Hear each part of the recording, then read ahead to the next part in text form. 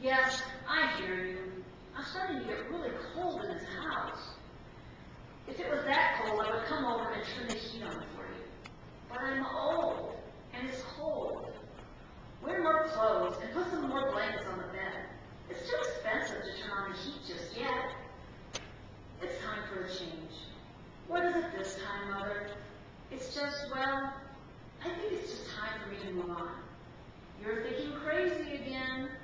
Where would you even go? California. California? Do you know how expensive it is there? It's always sunny and the weather is perfectly warm. You need to go to the doctor. Fine, let's go. I don't have time to take you. Figures. What do you mean by that? You never help me unless it's convenient for you. I have a career to worry about. Someone is going to have to take care of your expenses someday. Is that why you don't come and turn on my heat? You hope that I freeze to death one night so you won't be burdened by me anymore? Don't be ridiculous.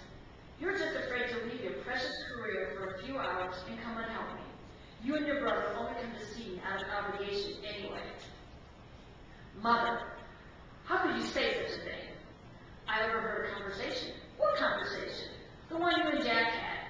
You thought I was in the bathroom, when actually I was eavesdropping on your conversation. I heard it all. You both were arguing over who was going to get stuck taking care of me. Mother, be reasonable. You know we have to make these decisions for you. Well, I have the final say here, and my mind is made up. Mom, there's nothing to decide. Jack and I are going to split the costs. What costs? Well, there is this cozy setting downtown. Cozy place? Stop right there, Maureen. While you and Jack were planning my funeral, I got married to Ralph last week. What? Who's Ralph? Ralph was my husband, and we're moving to California next week. But the doctor, I know what the doctor said. He's wrong. I believe I have more than a year to live. In fact, Ralph and I believe we have a bright future together that will last for eternity. There you go again. Why didn't you tell me you were getting married, or about Ralph? Who cares? How could you do that? Does Jack know? No, but I'm sure you'll tell him. How do you know this Ralph guy? Why don't you just go back to your cool career? I won't be a bother to you anymore. He probably just married you for your money. Please, all $423 a month on Social Security and a few loaves of stale bread with a hunk of fake cheese? There are better fish in the sea if that's all he wanted. He truly loves me. He is warm. Okay. And how are we supposed to check on you? No need to call or visit. I'll send postcards. That's ridiculous.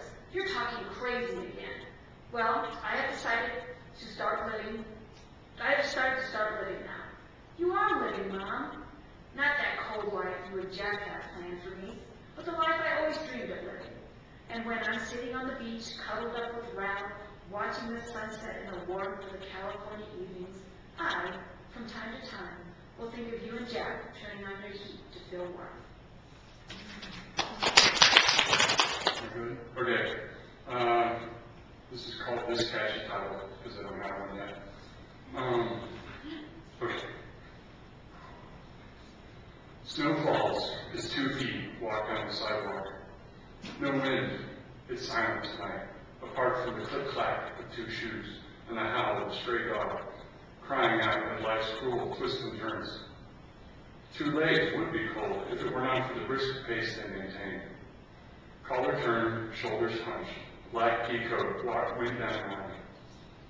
The one mouth could be smoking, but it's hard to tell with cold air condensing in front of it.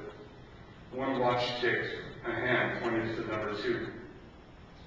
A heart pumped blood through some veins, working harder than usual to try and keep the skin warm. A heart ached.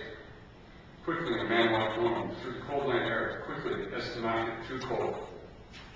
Quickly to reach those who awaited. Quickly he walked through the silent, sleeping city. Silent. Silent apart from the click-clack of shoes, the howl of a stray dog, a honking of a horn, the screeching of tires, and the thump of 2 objects colliding. 2 feet walked no more. Silent, sleeping city, apart from the man crying out at life's cruel twists and turns. 2 legs would be cold. Collar turned, shoulders hunched, broken. black pea coat soaked in snow and blood. To watch tape the last time, my heart pumped blood, refusing to acknowledge the death of a man.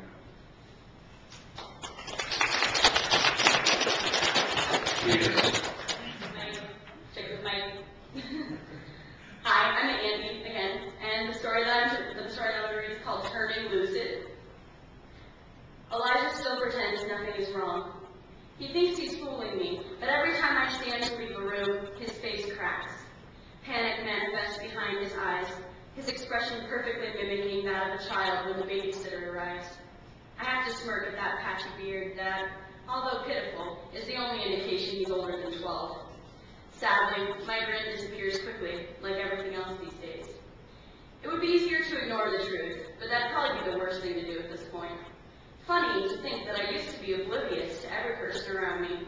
Wouldn't even notice if I walked past my own mother on the street. Maybe this is karma for never seeing what was right in front of me. Now, as more people gaze past, I realize it's too late. Poor Elijah. He can't really pretend anymore after last week. Mild annoyance at the Starbucks barista for getting my drink on Monday turned to rude complaints about Wednesday's waiter for neglecting to ask my order. By Saturday morning, we stood in an awkward tension inside Beautiful Brides, where the fitting for my wedding dress had been scheduled. Elijah was growing crimson, screaming and sputtering into the unflinching face of an old Chinese woman. "What do you mean you've never seen her before?" Elijah wiped spit from his lower lip. The woman quietly but firmly repeated that he must be mistaken. I remembered her, this woman whose gentle smile had beamed at me when we set up the appointment. When her eyes met mine, I had felt a final flicker of hope. Elijah cursed loudly and broke me out of nostalgia. Outside a minute later, I could catch tears teasing the corners of his eyes. Now we lay under that tattered comforter, his arms tightening around me, refusing to let me slip away. "Please," he's pleading, "tell me how it ends. Tell me about how happy we'll be." I pull on his beard, pale fingers ghostly in the moonlight. "Nobody has talked to me in 4 months," I tell him, smiling. "Nobody but you." My voice sounds too soft. I can barely whisper this last sentence. I kiss him and he finally starts to understand. Tears fill his eyes and spill down his face. He says he doesn't know how to be alone. With no more words left, I feel my touch growing lighter as my lips brush his forehead. The shadows are endless and lonely, begging for my company. He fights exhaustion for several hours, in time losing the battle to stay awake. I slip easily around his sleeping form to the floor.